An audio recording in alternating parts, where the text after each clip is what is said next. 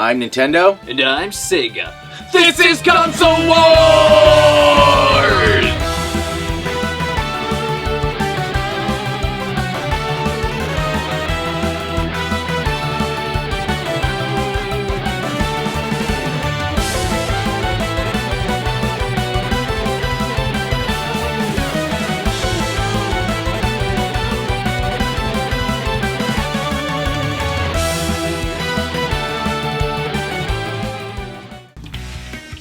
Really?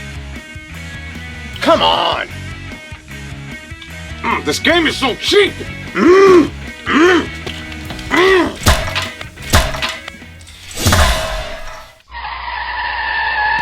Great. How am I going to beat the game now?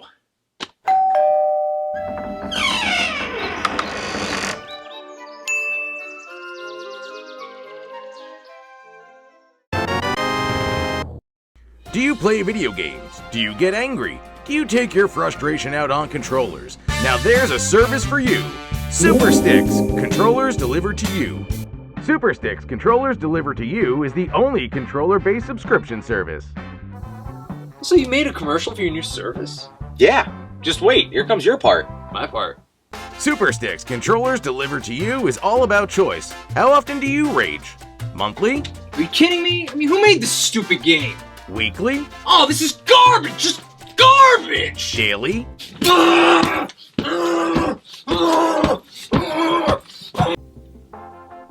mean, personally, I think the air humping really captures your rage.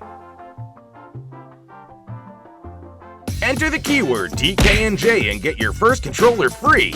So start your subscription of Super Sticks, controllers delivered to you today. So, what do you think? I mean, other than being filmed without knowing it, I kinda like it. But, not sure about the name. Yeah, Super Sticks, controllers delivered to you, just doesn't roll off the tongue. So what are you thinking? Make it shorter? Exactly. I was thinking, Mega Sticks, controllers delivered to you. That's the same length. No, it's one letter shorter. That's shorter. Plus, Mega's just better than Super in general. I mean, Mega Man. I prefer Superman. Okay, Mega Drive. Super Nintendo. Well, what about Mega Turrican? Not only is it a better name, it's also a better game. For the Sega Genesis. No, I prefer Super Turrican. On the Super Nintendo. What? That's it! Are we doing this? Do you lose your mind when you lose at video games? Yes. Best Turrican game. Super Turrican was developed by Factor 5 and published by Sega. It was released in 1993. Mega Turrican was developed by Factor 5 as well and published by Data East in North America. It was released for the Sega Genesis in 1994. These are similar games but have many differences. Which one's better? Super Turrican or Mega Turrican? Let's find out. Both games do have some similarities. But overall, they're very different looking games. Both games have similar looking Turrican suits. Some levels do exist in both games, like this train stage, or this alien world, and the boss of that world. Some enemies look the same too. Some, but not many. But for the most part, our games are very different. Super Nintendo has an exclusive outdoor/volcano level, an exclusive factory level, and an exclusive snow level. Sega game has an exclusive water level, an exclusive sky junkyard level, and 2 exclusive factory levels. So both games look pretty good. Yeah, but my game looks better. I mean, just look at the colors. The Super Nintendo game is brighter. You can easily see this when the games are side by side. Everything pops more on the Super Nintendo. I don't know. These dark colors kind of work for Sega. Sure, the Sega game isn't as bright, but it works for this game. The dystopian future look really works on Sega. I feel like the colors are too bright and unnatural on Super Nintendo. You have too much red here, too much purple here. These levels just look a bit out of place. I mean, this looks bleak, it looks dark. I think it works better with the Turrican world. Once again, the game's cropped. The Super Nintendo game is cropped compared to Sega. It's most noticeable in this boss fight, where you see the whole alien tail on Sega. It has fewer sections and is missing the hook on Super Nintendo. A little extra screen is nice, but I have mode 7. The Super Nintendo game has some Mode 7 going on. Whether it's this boss battle, or that boss battle. He doesn't move like that on Sega. Whether it's this cool rocket, or just the title of the game, Mode 7 for the win. Even though I don't have Mode 7, my game still looks pretty good. You like the title moving? Look, does that on Sega. And the way these enemies come into frame here looks very Mode 7-like. And the way these guns move have Mode 7-looking mechanics. And the way this boss's body parts grow look pretty good for a console that doesn't have Mode 7. Yeah, poor man's Mode 7. Well, some of my levels still look better than yours. Check out the lightning in the background of this Sega level. It looks nice and bright. On Super Nintendo, it's pretty dull. Almost looks like static. And check out the background here. On Sega, it pulsates and expands. It's a pretty impressive effect. On Super Nintendo, it just flickers some pixelation. But the background flickers during my boss fight. Your background don't do nothing. And your game made a weird choice. Check out what happens when you attack a boss on Super Nintendo. They flicker. A nice little indicator to know you're hitting them in the right spot. And on Sega, no flicker. Ever. Instead, you need to listen for this horrible sound effect. But we'll get to that later. Okay, my game's not perfect. Let's take a look at some bad choices made in your game. Look at this level here. Looks like that waterfall is in the foreground, so all I have to do is keep walking, because that won't actually affect me. Wrong. The waterfall is in the background, and there just happens to be a gap that fits a waterfall perfectly. Not once, but twice. It just looks bad. And your backgrounds are lazy. I mean, check out the background here. Nice gradient sky. I actually have a background there. Your game really likes the gradient effect. So many levels, so much gradient. Sega never just has some colors in the background. The Sega game looks more complete. I don't know. Mode 7. Again with the Mode 7, let's just compare our exclusive levels. The Sega exclusive levels are this cool factory with 3D looking gears moving up and down. No cool gears in your factory. Then I have this water stage with huge enemies. I also have this sky level, which just looks like the most fun ever. And then what do you have? A snow level? A lava level? Cool, haven't seen those things before. I mean, sky level on Sega. It's close, but I think the Sega game has the edge. For having more toned down colors, no cropping, elements that push the Genesis to the limit, some better looking backgrounds, more complete backgrounds, and better looking exclusive levels, best graphics go to the Sega Genesis.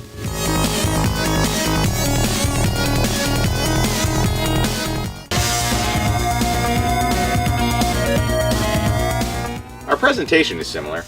We both have intros, similar score tally screens after each level, and endings. Our HUDs are identical with number of lives, score, time, life bar, energy wheel meter, and bombs. There's not much different here, so we should just focus on the intro and endings. Good. Because your game has some really ugly cutscenes. The cutscenes on Sega have some ugly looking characters. Okay, the girl doesn't look terrible, but look at the guy. Other than possibly being the child of Leela and Fry from Futurama, he looks ridiculous. I mean, he's all chin. Didn't anybody see how weird he looked before this was released? Then your ending is funny because here's what they did.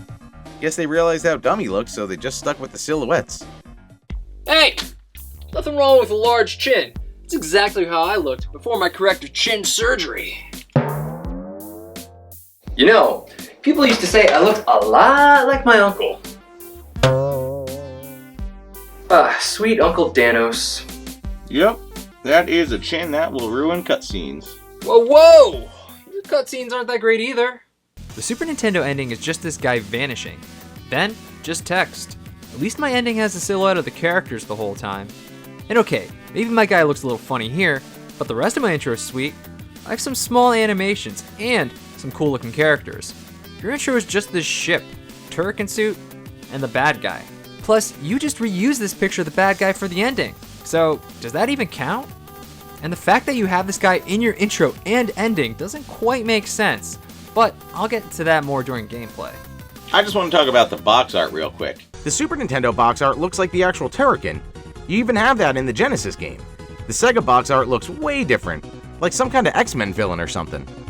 Alright, box art aside, my game still has a little more. For having more scenes in the intro and ending, for having scenes that make sense and don't duplicate, best presentation goes to Sega Genesis.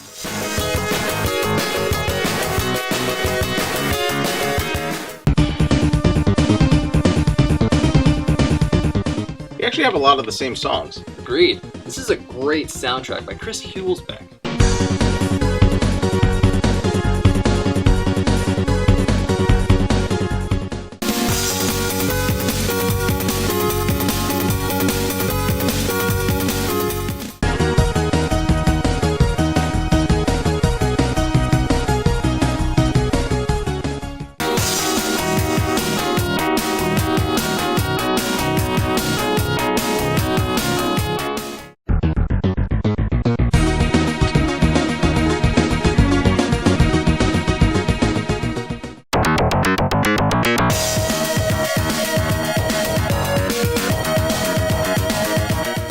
So mine's better, right?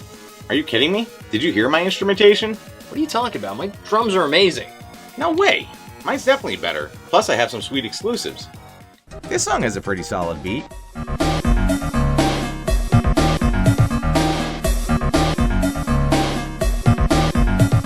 I have some somber music too.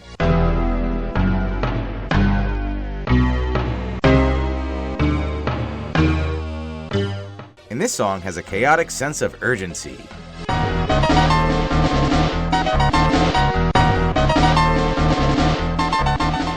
that's cute and all, but they're nowhere near as good as my exclusives. My exclusives rock. Very appropriate for an action game.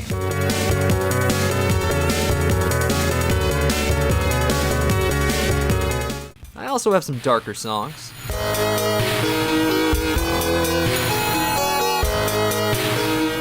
Plus, this is one of the best songs in a video game, ever.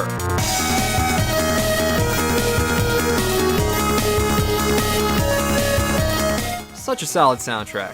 Well, we're not done yet. Let's talk about sound effects. Like I said before, the Sega bosses don't even flash when you hit them. Instead, you have to listen for a sound effect, and here it is. Yeah, that's pretty terrible. It doesn't even sound like it's doing damage. But that's a sound effect they decided to go with. Okay, one sound effect is bad, but let's talk about the voiceovers. Oh, I am way ahead of you. The voiceovers on Super Nintendo are nice and clear. One up. And on Sega, distorted with some helium? One up. Power up. Power up. Well, it's only slightly distorted. Plus, I have more. On Sega, every time you get a new gun, he says it. Multiple. Rebound. Laser. Not on Super Nintendo. Every time you get a new shield on Sega, he says it. Shield. Not on Super Nintendo. Every time you fight a boss, you hear emergency accompanied by an alarm. Larkin. Nothing on Super Nintendo. A lot more voiceovers on Sega. Laser. Multiple. Rebound. Power up. And you like clear voiceovers? How do you like this? Presented by Data East. Well, smooth, right? It sounds like my Siri. Siri, what direction does the sun rise? East. Siri, who's the best character on Star Trek? Data. Siri, what was Quentin Tarantino's role in bringing the film Hero to the US? Presented. Siri, what was Eleanor Roosevelt, Oscar Wilde, and Virginia Woolf's sexual orientation? By. I have learned a lot today. And with that, my sound is better. With more voiceovers, Rebound. a clear publisher shout out, Presented by Data East. but mostly for having amazing exclusive tracks. Best sound goes to Sega Genesis.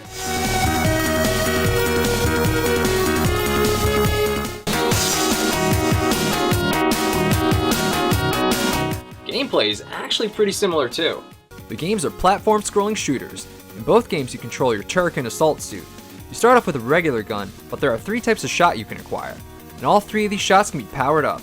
If you lose a life, your weapons will be downgraded 1 level. You have bombs that can wipe out all enemies on screen. You also have the ability to turn into an energy wheel.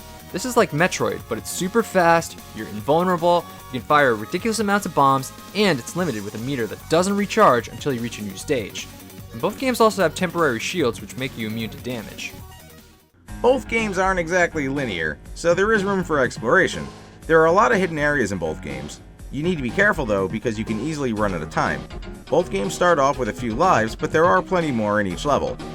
Both games also have only 3 continues, and you can't earn any more. And there's no password or save, so you need to beat both games in one shot. Very similar. With lots of differences. Let's start with the guns. The weapon upgrades you can get in both games differ. On Super Nintendo, you have red for spread shot, blue for a laser, and yellow for a bounce shot. The Sega game also has a red spread shot, a very different looking green laser, and a blue rebound. This has your shots travel along the floor, ceiling, and forward. So 2 out of 3 are about the same, but my rebound shot is way better than your bounce shot. Sure, the bounce shot seems cool. Look how crazy it is when you shoot at something. Problem is, it's not that practical. It doesn't hit its target often. Very rarely will you get it to bounce to hit your intended target. And when you're in open areas, it's just a normal gun. The rebound gun, however, is very useful, especially for enemies that are on the ceiling. And even when there isn't a ceiling, there's always enemies on the floor. The gun really shines in small spaces. Plus, guns in Sega are easier to power up. You only need 3 to max out your gun, while on Super Nintendo, you need 5. Well, it's still the most useless weapon in your game. Plus, I have an exclusive, a freeze beam. On Super Nintendo, I have an exclusive freeze beam. It's a solid beam that looks like something the Ghostbusters would use. The unlimited beam temporarily freezes enemies, giving you the advantage against anyone who isn't a boss. It's cool because you can aim it in any direction. You can just keep spinning it around and around and around. Well, you can keep your forgettable freeze beam while I talk about my exclusive and very useful plasma rope. That's right, the Sega game has an exclusive plasma rope. This is used for getting to all those hard to reach places. You will use it a lot in this game. That's okay though, because it's pretty easy to use and you mostly use it in non-pressure situations. To use, simply hold A to aim in any direction. Release, then use the jump button to get off the ground. You can adjust the length of the rope simply by pressing up or down. And you can do a little pendulum swing to get where you need to go. Plasma rope isn't that great. Well, it's better than your freeze beam. Oh yeah?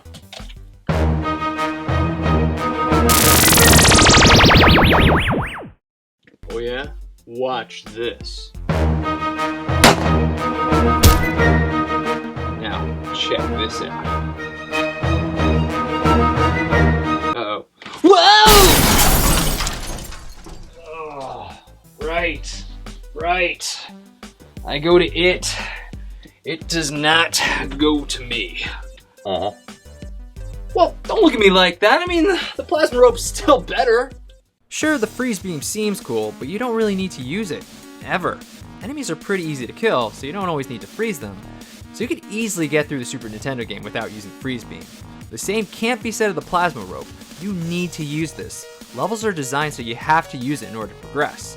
And like I said, you mostly use it in non-pressure situations, usually once you've killed all the enemies in an area. It is necessary in one boss battle, but even then it's fairly easy to use. A necessary and useful tool versus a weapon you don't ever need to use. Plasma rope for the win. Yeah, I'd like to see you beat the Super Nintendo version without the freeze beam. My gameplay is definitely better. Let's talk about the power-ups again. I'll start with the Sega game. All your power-ups can be found in various boxes placed throughout the game. That's fine, but it's cooler on the Super Nintendo. Instead of boxes, power-ups on Super Nintendo are in these hidden platforms. There are lots of them compared to the Sega boxes. They can be discovered by firing your gun or freeze beam. This encourages you to keep firing in all locations in case there are hidden platforms. And not only do the platforms have power-ups, but they can also be used to explore unreachable places.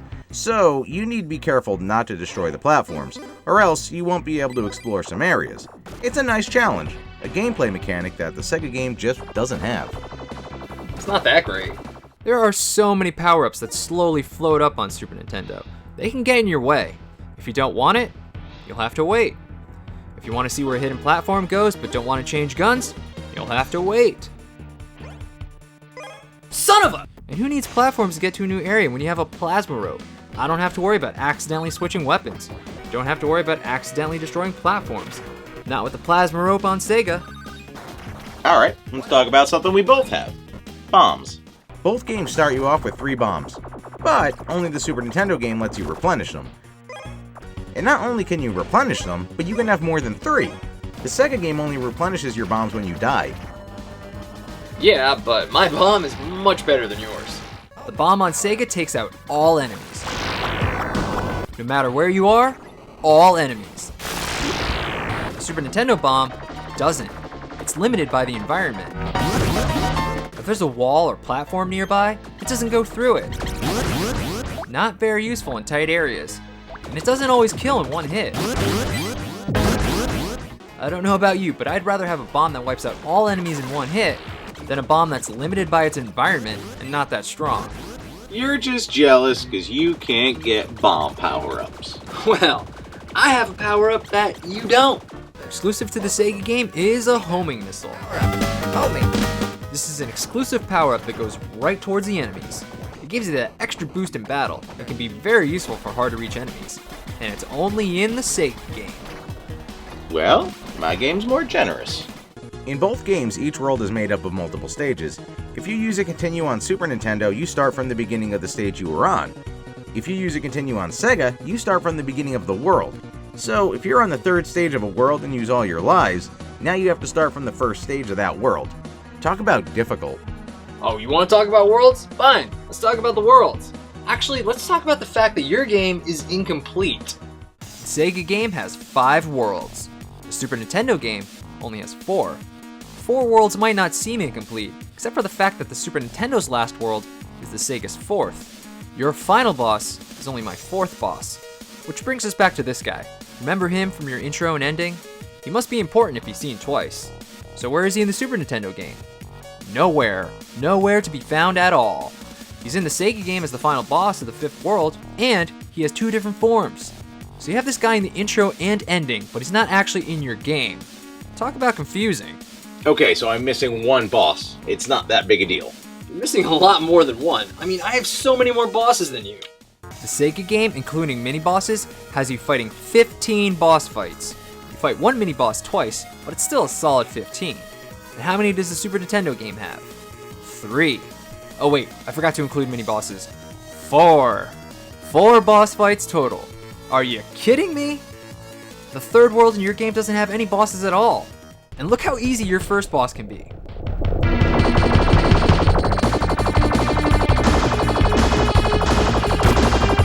Boy, glad I trained for that. Boss fights are a huge part of the Sega game. How do you only have 4 on Super Nintendo?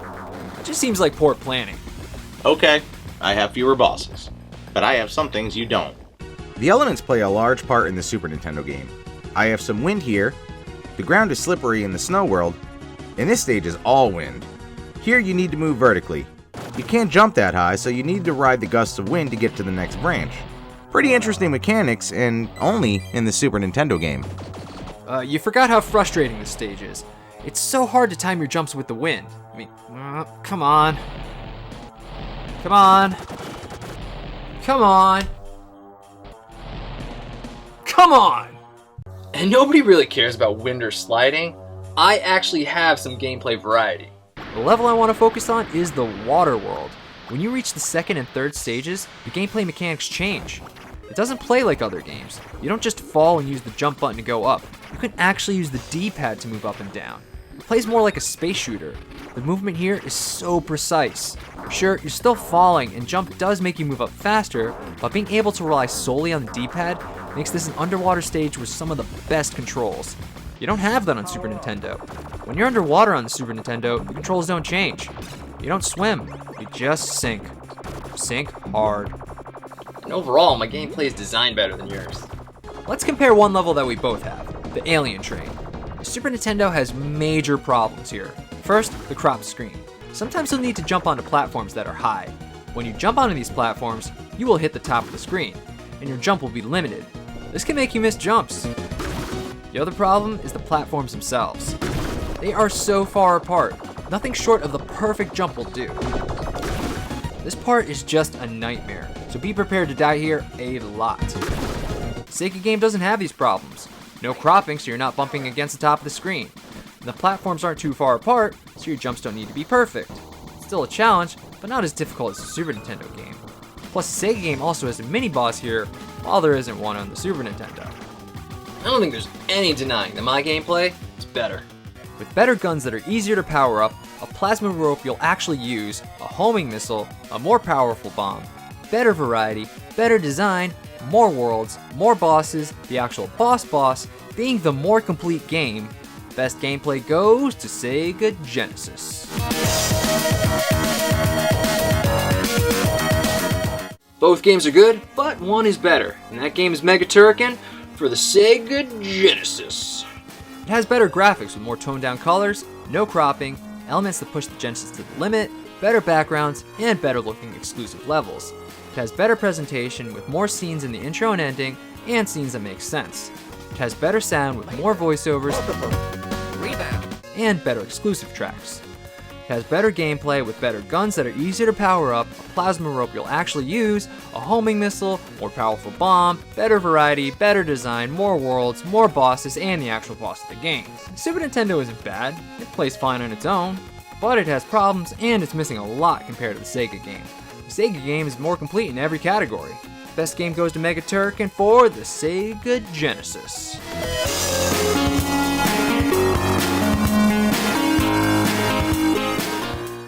So, Mega.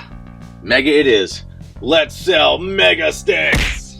I wanna break this game. Game of rage, drive me insane. Game of rage, who can I blame for making this so cheap? Game of rage, who can beat this? Game of rage, getting so pissed. Game of rage, can I resist? Smashing up everything.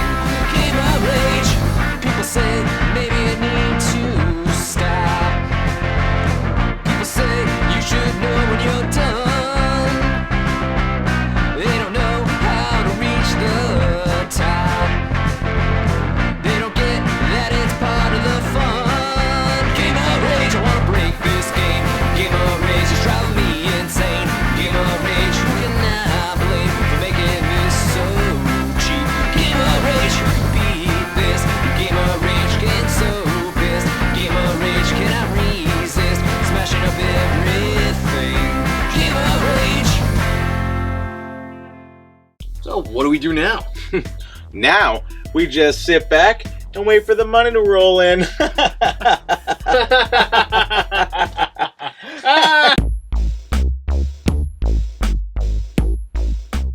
I can't believe we haven't had one sale. It's because of that stupid name change. I never should have listened to you. It has nothing to do with the name change. Huh. What? Well, for some reason, Super Sticks is trending. What? And it looks like there's a video. How Super Sticks made me stupid, filthy rich. Oh, how did I get so rich? Well, first it was the name, Super Sticks. I knew it was a good name, I just needed something to sell. So I sold sticks, scented in oils. Now, I had plenty of oil there, so I just got the sticks. It was so simple, so easy. All because I came up with that name, Super Sticks. Now, if you'll excuse me, I'm buying my 6th boat. Yeah, keep the oil there. Yeah. That should have been my 6th boat. I think this is a time to remember that it was no one's fault. But my game's better. Son of a... Ooh. Here you go.